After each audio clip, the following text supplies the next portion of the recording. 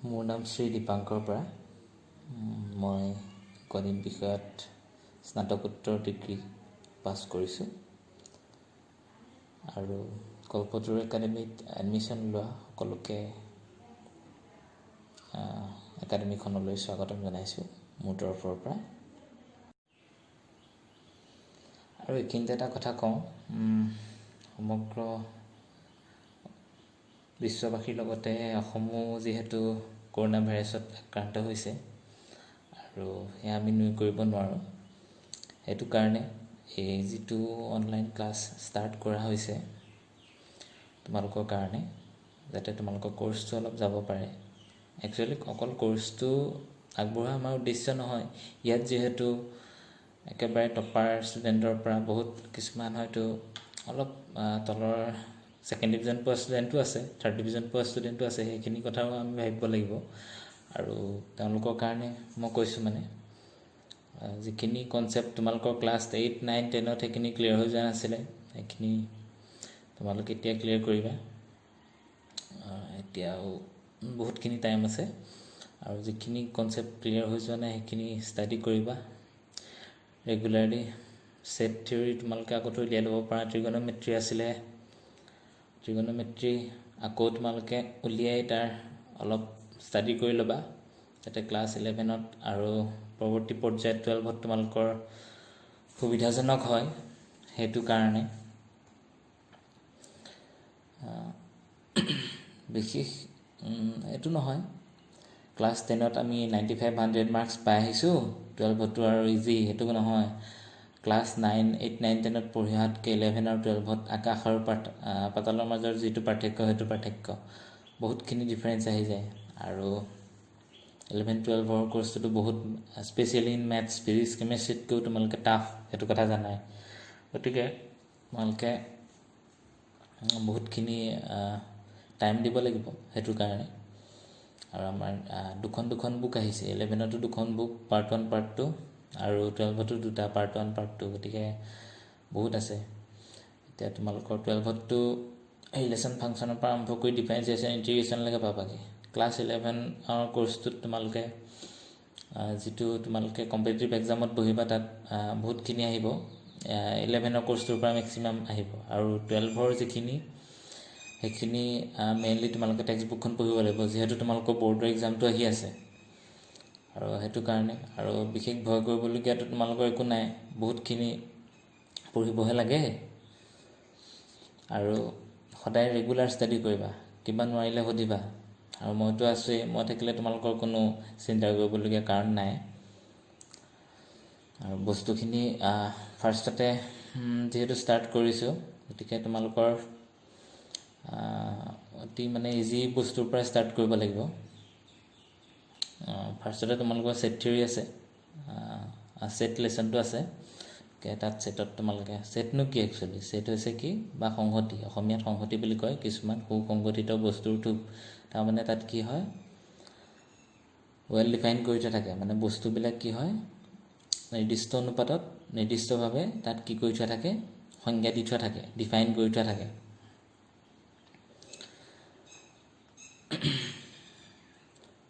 তোমালোকৰ বিভিন্ন ধৰণৰ সংহতিত এনেকুৱা ধৰণৰ আহিব পাৰে,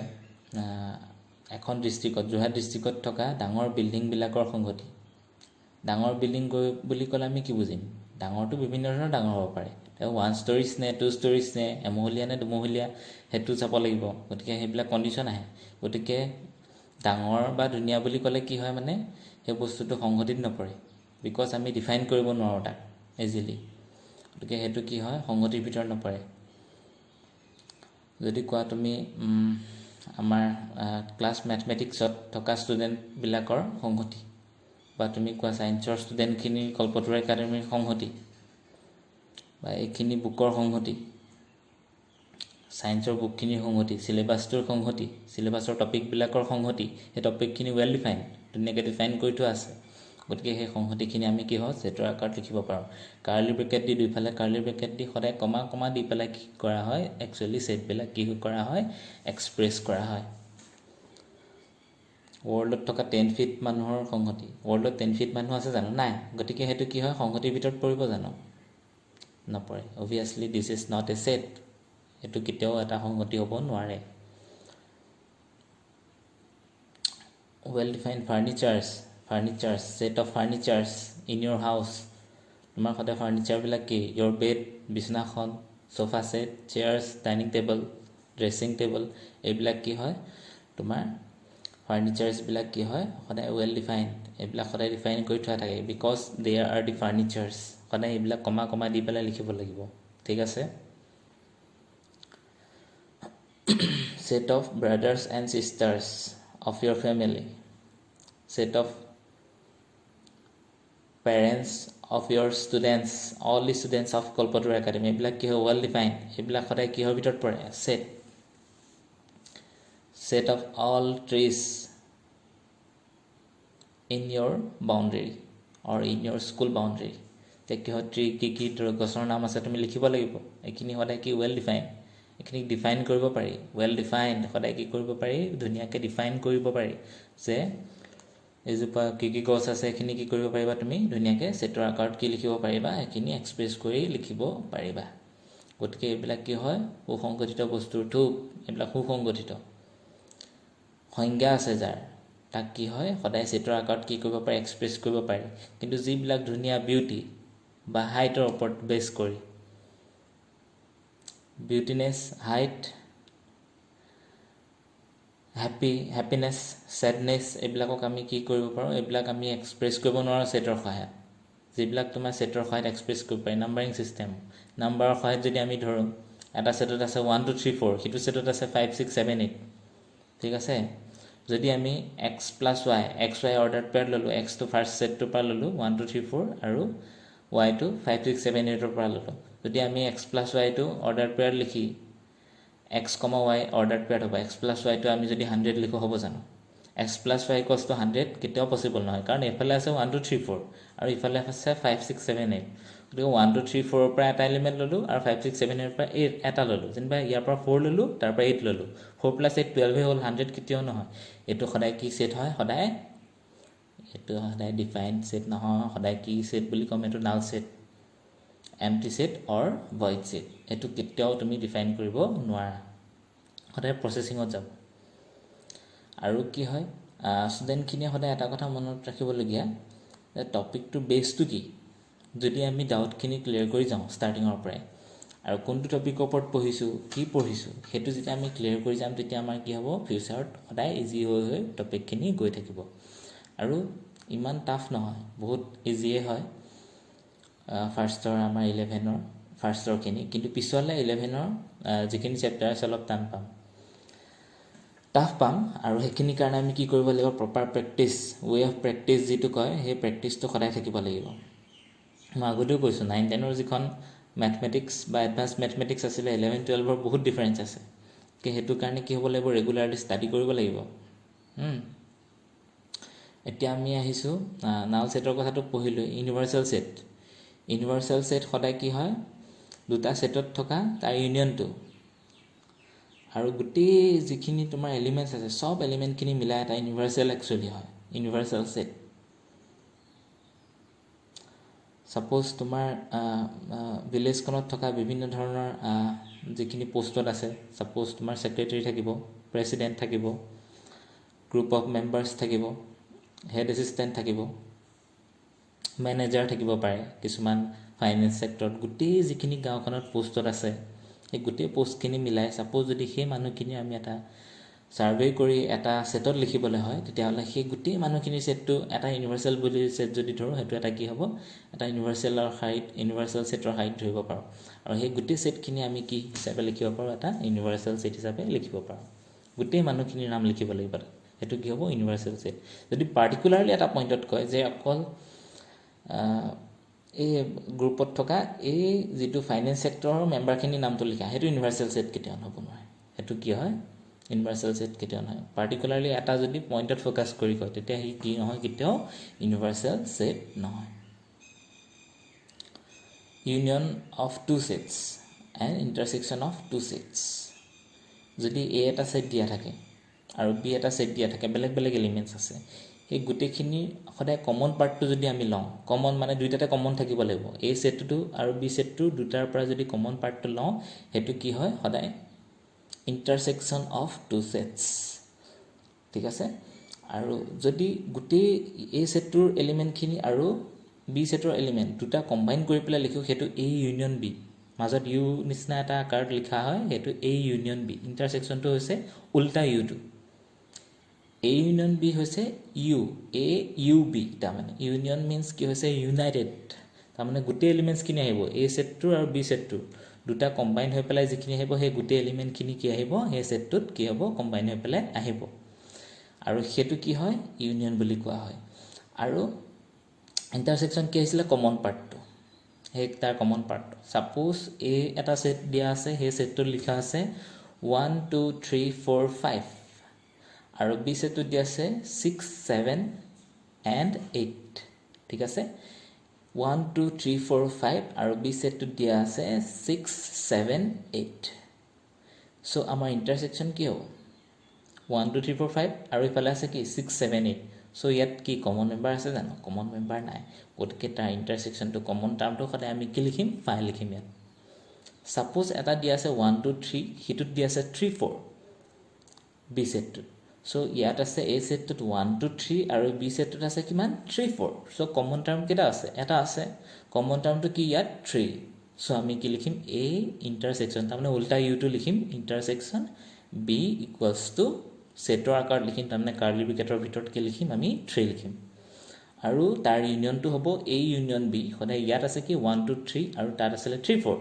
সো ইউনিয়নটো হ'ব গোটেই এলিমেন্ট গিটা আহি যাব দুটা সেটত থকা গোটেই এলিমেন্ট গিটা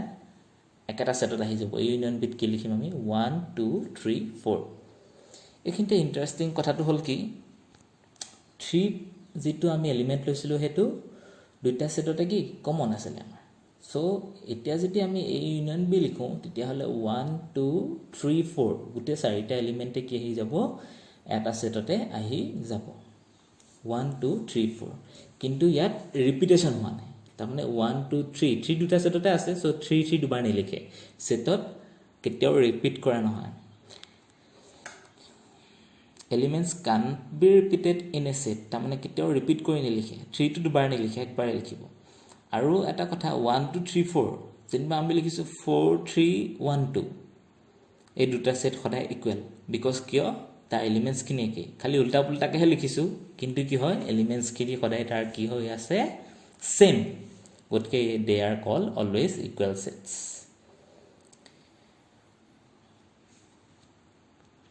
সেটৰ পৰা আমি সদায় আৰু এটা বস্তু আছে সেটত সদায় a - b সেটটো কি হ'ব তাৰমানে দুটা সেট আছে আমাৰ a আছে এটা b আছে ঠিক আছে সাপোজ আমাৰ এটা সেট দিয়া আছে স্টুডেন্টস of your classes তাৰমানে তোমালোকৰ কল্পতৰু একাডেমিত আমাৰ মেথছৰ ষ্টুডেন্ট কিজনে ধৰি লওঁ সাপোজ ইয়াত 40 ষ্টুডেন্টস আছে 40 জন ষ্টুডেন্ট আছে তাৰ ভিতৰত আমি উলিয়াব লাগে ফেইল কৰা ষ্টুডেন্টছৰ সংহতিটো মানে ফেইল কৰা ষ্টুডেন্টৰ সংহতিটো উলিয়াব লাগে সাপোজ 40 ষ্টুডেন্টস আছিল তাৰে পাস কৰিলে 37 সো a - b তাৰমানে টোটাল a আছিল সেটটো আৰু পাস কৰা ষ্টুডেন্টছৰ সংহতি b তাৰমানে নাম্বাৰ অফ ষ্টুডেন্টস হে গোটেই ষ্টুডেন্টস খিনি নামখিনি কোড আছিল b সেটটোত আছিল টোটাল ষ্টুডেন্টস খিনি নামটো a টোত আছিল আৰু পাস কৰা ষ্টুডেন্ট খিনি সেটটো কোড আছিল b ত আছিল সো a - b কৰিলে কি হয় পাই যাম আমি ফেইল কৰা ষ্টুডেন্ট খিনি পাই যাম তাৰমানে হেতু কি হয় ইয়াত যিখিনি কমন আছে হে কমন খিনি সেকেন্ড সেটটোত যিখিনি কমন আছে হেখিনি a - b ত কিতিয়াও নাই এডিশন অফ সেটটো জানাই ইউনিয়নৰ নিচিনা প্ৰায় একে হয় আৰু কি হয় এতিয়া আমি সেটৰ পিছতে আমি যদি ৰিলেশনৰ বিষয়ে মই অলপ শিকাই দিও ৰিলেশনটো এনেকুৱা এটা বস্তু সদায় ৰিলেশনৰ লগত লিংকড আছে কাৰ্টেজিয়ান প্ৰডাক্ট তোমালোকে 10ত এডভান্স ম্যাথছ বা জেনাৰেল ম্যাথছটো কি পাই আহিছে ঠিক আছে if a and b be two sets তাৰমানে a আৰু b দুটা সেট তেতিয়া হলে কি হ'ব কাৰ্টেজিয়ান প্ৰডাক্টত ফাৰ্স্ট সেটটোৰ পৰা ফাৰ্স্ট এলিমেন্টটো আহিব আৰু সেকেন্ড সেটটোৰ পৰা সেকেন্ড এলিমেন্টটো আহিব অৰ্ডাৰ পেয়াৰ লিখিব লাগিব if A and B be two sets, then the Cartesian product is defined by A cross B. Cartesian product to কেনেকৈ লিখে A মাজত ক্ৰছ দিব আকৌ B দিব সেটত যদি লিখো তাৰমানে সংহতিৰ ওপৰত যদি লিখো কাৰ্লি ব্ৰেকেট আহিব আৰু অৰ্ডাৰ্ড পেয়াৰ সদায় লিখিব লাগিব A, B বুলি কিহত লিখিব লাগিব অৰ্ডাৰ্ড পেয়াৰ লিখিব লাগিব আৰু small a always belongs to this set capital A তাৰমানে ফাৰ্স্ট এলিমেন্টৰ পৰা আহিব আৰু কমা b আছিলে so small b belongs to capital B কিন্তু ইয়াত এটা কন্ডিশন আছে for all তাৰমানে গোটেই এলিমেন্ট খিনি ইয়াত কি হ'ব ইনভলভ হ'ব Cartesian প্ৰডাক্টত Cartesian product is defined as the A cross B equals to AB ordered pair লিখিব লাগিব such that for all A belongs to capital A and for all small b belongs to capital B where A and B be two sets তাৰমানে A B দুটা কি হ'ব লাগিব সংহতি must সংহতি হ'বই লাগিব তেতিয়া আমি তাৰ কি উলিয়াব পাৰো Cartesian product উলিয়াব পাৰো suppose Cartesian productত number of elements আমি উলিয়াব কৈছে Cartesian product প্ৰথম Cartesian productৰ capital A set tour পৰা m elements আহিব আৰু capital B set tour পৰা n elements আহিব সেই দুটাৰ যেতিয়া আমি Cartesian product উলিয়াম তাৰ সদায় number of elements কি হ'ব number of elements of A আৰু number of elements of B কি হ'ব product কৰিলে কি পাম Cartesian product থকা আমি number of elements খিনি পাম suppose প্ৰথমটোত আছিল দুটা এলিমেন্ট আছিল A set টোত আৰু সেকেন্ডটোত তিনটা এলিমেন্ট আছে so আমি Cartesian productত কেটা এলিমেন্ট পাম 6টা এলিমেন্ট পাম 2 into 3 equals to 6 তাৰমানে number of elements of A into number of elements equals to number of elements of B equals to the number of elements of A cross B তাৰমানে Cartesian product এতিয়া আহিম Cartesian productৰ পৰা ৰিলেচনটো দেখি relation বিলাক একো নহয় relation is a subset of the Cartesian product Cartesian productৰ এটা কি হয় subset তাৰমানে Cartesian productত থকা এলিমেন্টৰ ভিতৰতে কি আহিব ৰিলেচনত এলিমেন্টটো আহিব হ'ব The relation এটা define কেনেকৈ কৰিম suppose আমাৰ Cartesian productত এটা এলিমেন্ট আছিল 1 2 1 3 2 3 2 4 1 2 1 3 2 2 2 3 1 2 1 3 2 2 2 3 এলিমেন্ট গিটাৰ পৰা যেনে আমি লিখিছো 1 2 2 3 লিখিছো হেতু এটা কি হ'ব তাৰ ৰিলেচন হ'ব তাৰমানে তাৰ সাবসেটে নহয় জানো তাৰ পৰা এলিমেন্ট বিলাক আহিব গতিকে হেতু কি হ'ব এটা কি হ'ব ৰিলেচন হ'ব আমি সাপোজ এতিয়া null relation void relation or empty relation এটা एग्जांपल দিব লাগে আমাৰ সদায় দুটা সেট লাগিব ৰিলেচন এটা ডিফাইন কৰিবলৈ সদায় দুটা সেট লাগিবই ৰিলেচন এটা সদায় ৰিপ্ৰেজেন্ট কৰা হয় ক্যাপিটাল R আৰু লগত লাগিব দুটা set suppose capital P set এটা দিয়া আছে P set টো দিয়া আছে 1, 2, 3 আৰু Q set টো দিয়া আছে suppose 4, 5, 6 ঠিক আছে সদায়টো ৰিলেচনটো জানো আমি কিহত থাকিব অৰ্ডাৰ পেয়াৰ থাকে Cartesian product এটা সাবসেট সো হি কিহত থাকিব অৰ্ডাৰ পেয়াৰ থাকিব সদায় first elements comes from the first set and the second elements come from the second set তাৰমানে second set টোৰ পৰা কি হ'ব second element টো আহিব first set টোৰ পৰা কি হ'ব first element টো আহিব আৰু অৰ্ডাৰ পেয়াৰ লিখিলে কি হ'ব অৰ্ডাৰ পেয়াৰ x, y আৰু x যেটো এলিমেন্ট হেতু ফাৰ্স্ট এলিমেন্টৰ পৰা আহিছে আৰু y এলিমেন্টটো সদায় সেকেন্ড সেট টোৰ পৰা আহিছে গতিকে ইয়াত যদি এটা ডিফাইনেশনত আমি দি থোৱা আছে x + y = 15 15 হ'ব পাৰিব জানো কেতিয়াও নোৱাৰে সো ইট ইজ ইম্পসিবল গতিকে হেতু কি হ'ব কেতিয়াও তাক আমি হেতু ৰিলেট কৰিব নোৱাৰো তাৰ মানে হেতু কি ৰিলেচন কেতিয়াও ফৰ্ম নকৰে 15 কেতিয়াও নহয় কাৰণ আমাৰ আছিল a সেটটোত 1 2 3 আৰু b সেটটোত কি আছিল 4 5 6 গতিকে তাত কেতিয়াও ৰিলেচন এটা আমি কি কৰিব নোৱাৰো ডিফাইন কৰিব নোৱাৰো ঠিক আছে কেতিয়াও আমি কি কৰিব নোৱাৰো ৰিলেচনটো ডিফাইন কৰিব নোৱাৰো এটো কি হ'ব সদায় নাল ৰিলেচন বুলি কম আমি ফাই এম্পটি তাৰমানে এম্পটি ৰিলেচন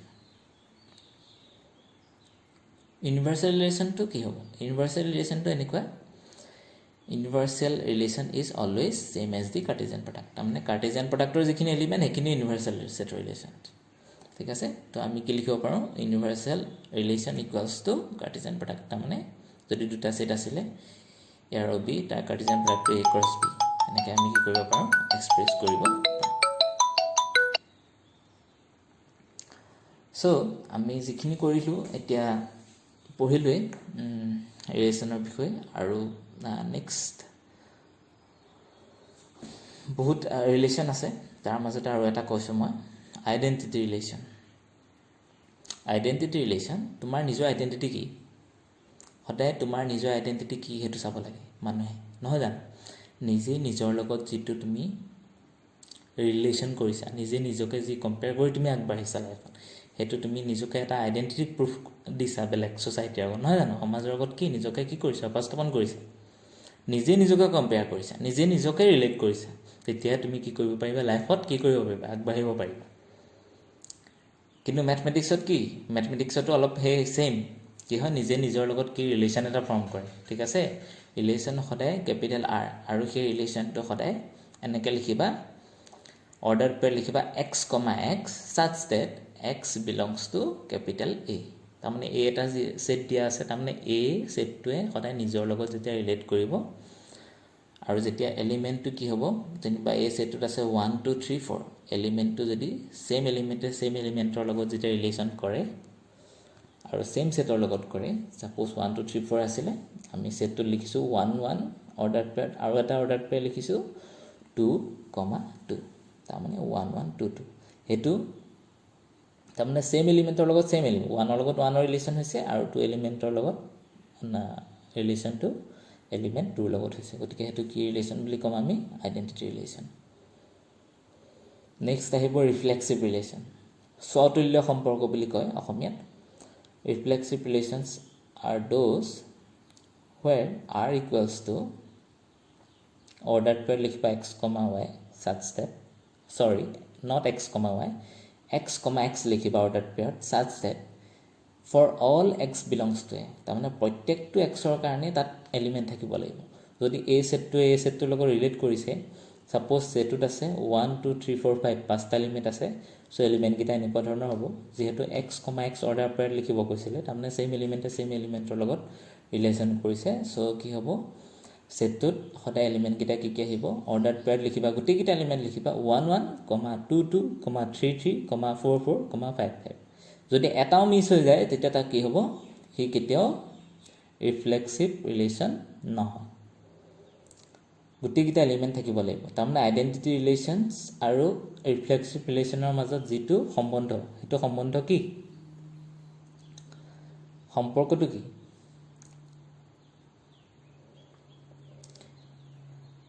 ৰিলেশ্যনটো এতে all the reflexive relations are identity relations but all the identity relations may not be reflexive তাৰমানে ৰিফ্লেক্সিভ নহবও পাৰে ঠিক আছে নেক্সট আহিছো আমি সিমেট্ৰিক ৰিলেশ্যনটো আমি সহজ ভাষাত মই শিকাই দিছো তোমাক তোমাৰ ভাইটি ৰাহুল ঠিক আছে আকৌ ৰাহুলৰ ভাইটি ৰাম তোমাৰ ভাইটি ৰাহুল আকৌ ৰাহুলৰ ভাইটি ৰাম দিয়া আছে ঠিক আছে কিন্তু তোমাৰ ভাইটি ৰাহুল হলে ৰাহুলৰ ভাইটি তুমি হয় জানো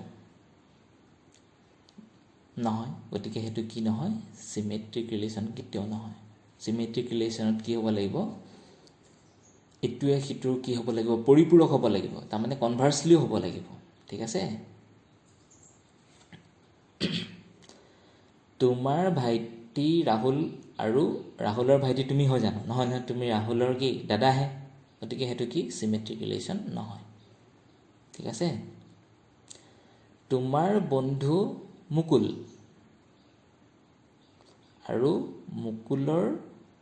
বন্ধু তুমি গতিকে হি কি হ'ব কনভাৰ্সলি হৈছে গতিকে হি কি সিমেট্ৰিক ৰিলেশ্যন এইটোকে যদি আমি নাম্বাৰৰ ক্ষেত্ৰত লিখিবলৈ যাওঁ যদি আমাৰ এটা সেটত আছিল কি 1 2 3 আৰু হিটো সেটত আছে যেনিবা 4 5 6 বি সেটটোত এই সেটটোত কি আছে 1 2 3 আৰু বি সেটটোত কি আছে 4 5 6 যদি আমি 1, 4 লিখো তেতিয়া হলে কি থাকিব লাগিব 4, 1 2 কি থাকিব লাগিব ৰিলেশ্যনটো থাকিব লাগিব তেতিয়াহে তাক কি বুলি কম আমি সিমেট্ৰিক ৰিলেশ্যন বুলি কম এটা ৰিলেশ্যনত সাপোজ আছে 5, 6 আৰু আছে 6,5 অৰ্ডাৰ পেয়াৰ 7,8 আছে 8,7 কি আছে তাত সেই ৰিলেশ্যনটোত আছে গতিকে সেই ৰিলেশ্যনটো আমি কি কৰিব পাৰিম সেইটো আমি কি বুলি ক'ব পাৰিম সমমিত সম্পৰ্ক তাৰমানে কি চিমেট্ৰিক ৰিলেশ্যনশ্বিপটো এতিয়া বুজি পালোঁ সদায় কি হ'ব ইটোৱে সিটোৰ তাৰমানে এ বি বিলংছ টু যদি আৰ হয় আপোনাৰ ৰিলেশ্যনটোত এ কমা বিটো যদি ক'ত থাকে ৰিলেশ্যনটোত থাকে তেতিয়াহ'লে বি কমা এটো ক'ত থাকিব ৰিলেশ্যনটোত থাকিব নেক্সট আহিব সংক্ৰামক সম্পৰ্ক সেইটো আমি ইংলিছত কি কয় ট্ৰানজিটিভ ৰিলেশ্যন এতিয়া এই ক্ষেত্ৰত এইটো খাটিম তোমাৰ ভাইটি ৰাহুলৰ ভাইটি কি ৰাম তাৰমানে তোমাৰ ভাইটি ৰামো হ'ল তাৰমানে এ বি বিলংছ টু কি আৰ এটা ছেট তাৰমানে কি এক্সৰ ভায়েক কি ৱাই ঠিক আছে তাৰমানে x Y belongs to R Y Z belongs to R তেতিয়াহ'লে কি হ'ব এক্স জেডটো কি হ'ব সেই ৰিলেশ্যনটোত থাকিব তাৰমানে তোমাৰ ভাইটি ৰাহুলৰ ভাইটি ৰাম গতিকে তোমাৰো ভাইটি হ'ল ৰাম নহয় জানো এনেকুৱা ধৰণে আমি পঢ়িব লাগিব আৰু বস্তুখিনি সেই ৰিলেট কৰিব পাৰিছোঁনে আশা কৰোঁ তোমালোকে মোৰ ভিডিঅ'টো ভাল পাইছা আৰু যিহেতু এতিয়া কৰোণা ভাইৰাছে সমগ্ৰ দেশখনকে গ্ৰাস কৰি পেলাইছে এতিয়াতো 5,500 ক্ৰছ কৰিলেই অসমত তোমালোকে জানে গতিকে চিটুৱেশ্যনটো কি হয় পৰিস্থিতিটো কি হয় আমাৰ এডুকেশ্যন মিনিষ্টাৰে দেশৰ এইটো ক্ষেত্ৰত ডিছকাছ কৰি আছে এটা প্ৰপাৰ চলিউশ্যন দিব বুলি আমি সকলোৱে আশা ৰাখিছোঁ যাতে সোনকালে আহিবলগীয়া দিনবিলাকত তোমালোকক আমি লগ পাম আৰু ধুনীয়াকৈ ক্লাছবিলাক কৰিব পাৰোঁ তাৰ কাৰণে সেয়া আশা ৰাখিছোঁ আৰু কল্পতৰু একাডেমীৰ সকলো আমি পৰিয়ালবৰ্গ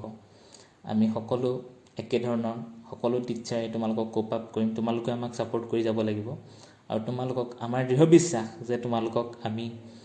এই যিটো শিক্ষাৰ মূল পথ সেইটো আমি দেখাব পাৰোঁ আৰু লাইফত তোমালোকে ভাল